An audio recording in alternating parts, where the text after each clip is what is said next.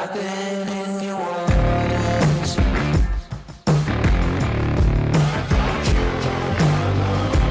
I know I came for sure. I've never been so close before. It's one way or the other.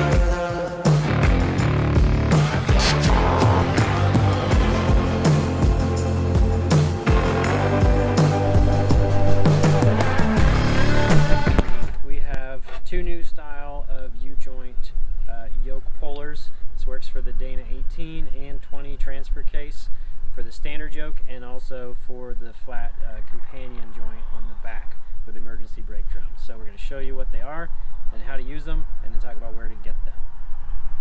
Here's what the pullers look like on each different style of output. So here is this would be like your CJ2 companion flange puller. It's a flat puller, so that works on the emergency brake drum yoke. And then this is the more standard style puller for a 1310 U-joint. So you'd find this, like, this is a rear output off of a Dana 20, or it would also be on the front of the Spicer 18. You could use an impact or an open end wrench or whatever you have laying around.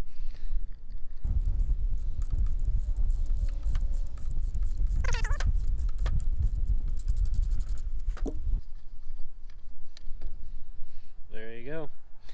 So some of them are definitely going to be harder than that. This one has been off. That's why the brake components aren't there, but you get the idea on how the operation works. And it pops right off. So that's what you want. Those two came out pretty good.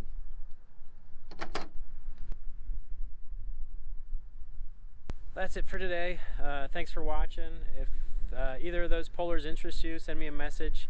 You can check out my Instagram. It's at Redeye Cafe Moto. I'll put it up here on the screen, and a link in the description as well. Or message me here on this video somewhere, and we'll try to get you set up with the puller. So thanks for watching, and talk to you next time.